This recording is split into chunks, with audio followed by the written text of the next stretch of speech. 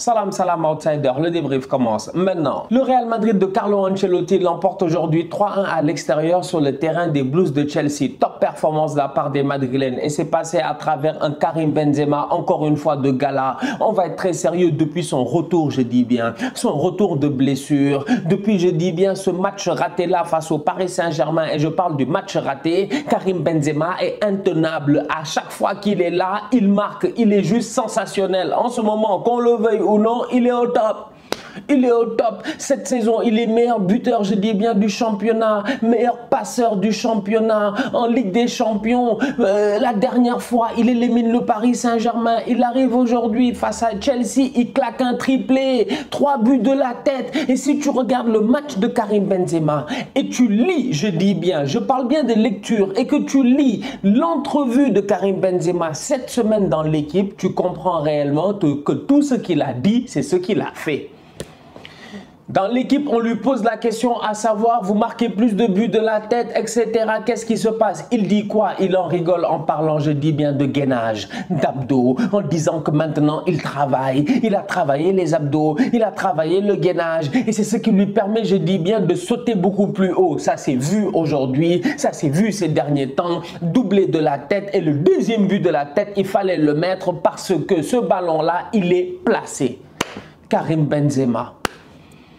Vous vous entendez bien avec Vinicius. Qu'est-ce qu'il dit? Je dis bien dans l'entrevue. Il vient nous expliquer. Vinicius en tant que tel, si tu regardes bien, je l'aide tout simplement à faire ce qu'il savait faire déjà. C'est-à-dire que Vinicius, il l'accompagne. Aujourd'hui, c'est ce que disait Benzema. Il disait en réalité que Vinicius aujourd'hui, ce que lui, il fait, c'est pas extraordinaire. C'est tout simplement montrer à Vinicius le fait que de temps en temps, il doit être capable de prendre des décisions tout seul avant même la réception du ballon. C'est ce qu'on peut lire, je dis bien, dans l'entrevue de Karim Benzema, dans ce qu'il dit entre les lignes. Tu sens que le gars, il comprend le football. Aujourd'hui, le 1-2 avec Vinicius, c'est ça.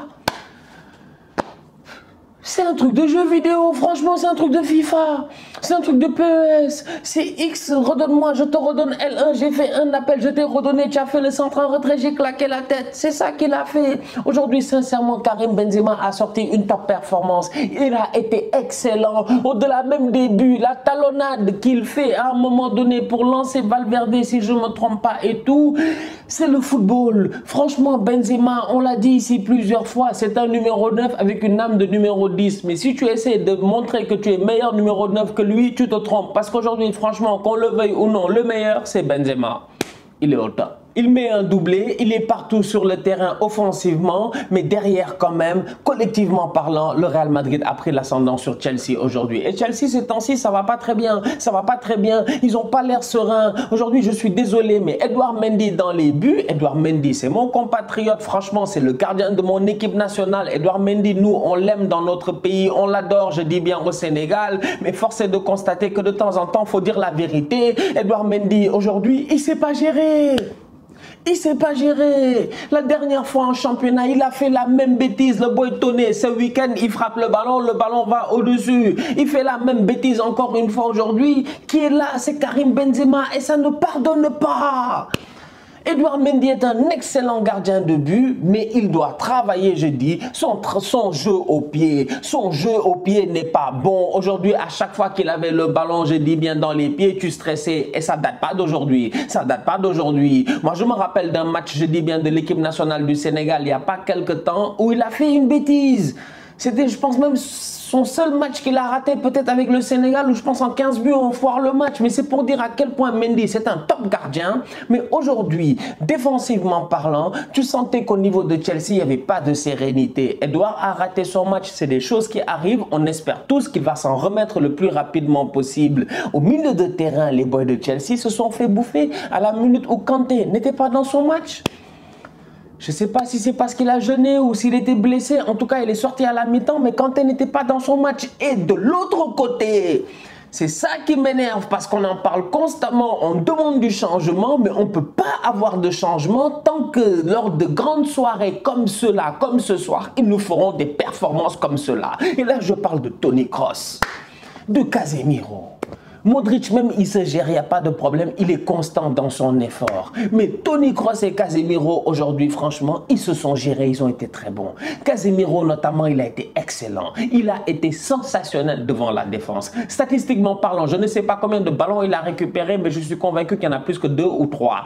En termes d'interception, je suis convaincu qu'il doit être à 8, 9, 10, 11. Casemiro a été partout aujourd'hui. Il a été partout devant sa défense. Il a été sensationnel. Il a sorti une top performance au milieu de terrain, ce qui avait fait la différence l'année passée en Ligue des Champions, match aller-retour en demi-finale, quand Chelsea, ils éliminent, je dis bien, le Real, c'est N'Golo Kanté au milieu de terrain. Il les avait bouffés. Aujourd'hui, Chelsea, ils sont arrivés face au Real, ils se sont fait bouffer.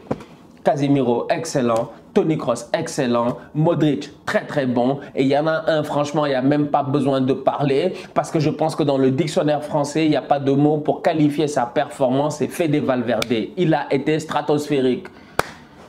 Hors de ce monde. Franchement.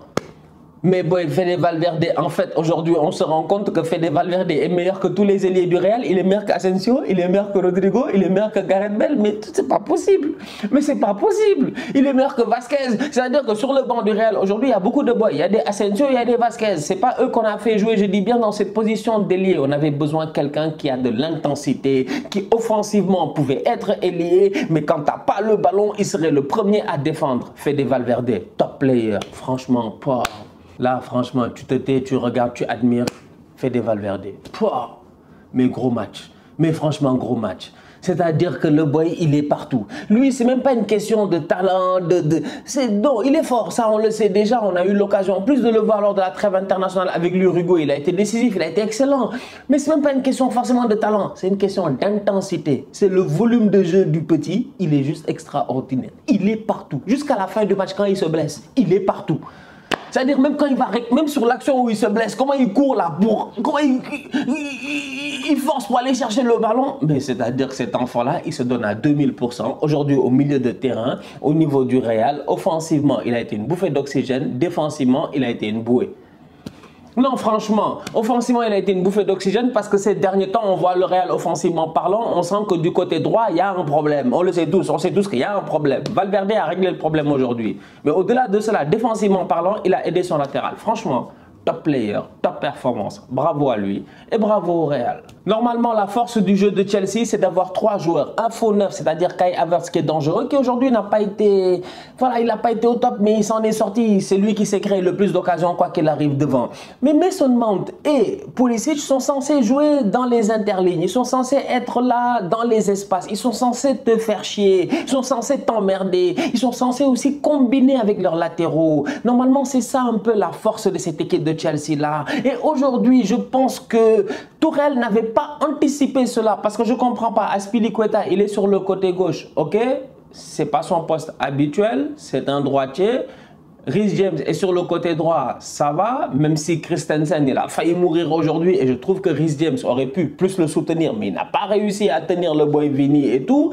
Aspi, il est de l'autre côté, mais offensivement parlant, si tu regardes bien, les combinaisons qui se font d'habitude entre Pulisic, Marcos Alonso et puis Mason Mount et puis Rhys James ne se sont pas faites aujourd'hui. Et ça, c'est le travail défensif des joueurs du Real. Et oui, ça c'est parce que tu as des Valverde qui reviennent, ça c'est parce que tu as un Casemiro qui coulisse, ça c'est parce que Toni Kroos aujourd'hui, il a décidé enfin de se gérer parce que lui, franchement, il n'est pas sérieux. Lui, il est trop suffisant, trop arrogant, il est trop fort en fait. Donc, voilà quoi, Toni Kroos, son problème c'est qu'il a tout gagné trop tôt. Toni Kroos à 28 ans, il avait déjà tout gagné, il avait déjà terminé le jeu, champion du monde, tout ce que tu veux. Donc du coup c'est un peu ça, mais quand tout le monde se gère, eh ben, Chelsea offensivement parlant, ils s'en sortent pas. Et même quand ils font les changements, il faut rentrer Ziyech, tu te rends compte qu'en termes de fluidité, ils s'en sortent pas parce que le Real aujourd'hui, franchement, tactiquement parlant, défensivement parlant, les transitions au milieu de terrain, l'intensité mise par leurs joueurs a suffi. Ils ont éteint Chelsea. Franchement, je suis désolé. Ils sont créés 2-3 occasions. Ok, c'est vrai. De temps en temps, le Real, il lâche un tout petit peu. Thibaut Courtois, il est là. Il se gère. Top performance de sa part. Mais l'intensité qui a été mise a été suffisante. Lukaku est rentré. Malheureusement, il a une occasion. Il doit claquer son but. Tu sens qu'il n'est pas en confiance. Ça, normalement, c'est un but. Ou même, vous savez, franchement, nous tous, on sait que Lukaku, normalement, il marque ça. Cette tête-là, c'est un but. Benzema, oui, il claque des buts, tout ça, il est au top de sa forme en ce moment, mais Lukaku, ça, normalement, c'est un but. Malheureusement, il n'est pas en confiance, ça se voit. Il n'est plus en confiance, ça ne marche plus là, c'est mort Lukaku à Chelsea, c'est mort, il va retourner à l'Inter, il va aller... Je ne comprends pas cet enfant. Et il avait tout pour réussir dans ce club-là, il est revenu, on pensait que c'était terminé, voilà, il est revenu, il est chez lui, il va être bien. Non, lui-même, pourquoi tu es venu si tu voulais rester? En fait, je comprends, je suis perdu, je ne sais plus. C'est une question de salaire, je ne sais plus, franchement, mais... Tu as besoin d'un Lukaku là, tu as besoin d'un attaquant, tu as besoin de quelqu'un pour t'aider si Werner n'arrive pas à lui tout seul à trouver la solution. Malheureusement, c'est pas Werner, si Havertz n'arrive pas, mais Werner n'est pas là, Lukaku n'est pas là, c'est dommage. Bien joué de la part de Kai Havertz qui claque son but et qui derrière montre quand même que c'est un top player et qui continue sur la lancée des performances qu'il fait en ce moment. En ce moment à Chelsea, s'il y a un joueur offensivement qui est dangereux, c'est Havertz. Cette fois-ci, il n'y a pas 2 semaines, il n'y a pas 3 semaines à attendre. C'est dès la semaine prochaine que les gars de Chelsea devront se gérer là-bas. Je dis bien là-bas à Santiago Bernabéu. Et battre le Real à Santiago Bernabéu en Ligue des Champions, c'est pas facile franchement en toute honnêteté. Et tout le monde, je dis bien, n'est pas le Barça pour venir de temps en temps traumatiser les gens chez eux. Chelsea va devoir, je dis, faire une performance extraordinaire.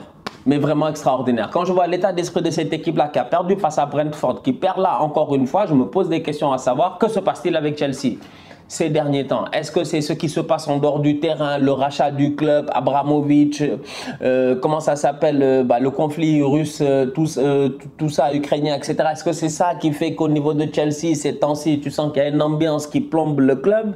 Ou c'est juste que les gars sont fatigués, mais en tout cas, ce n'est pas le moment de laisser tomber. Il va falloir que ces Blues-là se réveillent. Et se réveiller la semaine prochaine face au Real, chez eux, après la performance qu'ils ont sortie aujourd'hui, ça risque d'être compliqué. Mais au football, vous-même, vous le savez, tout est possible.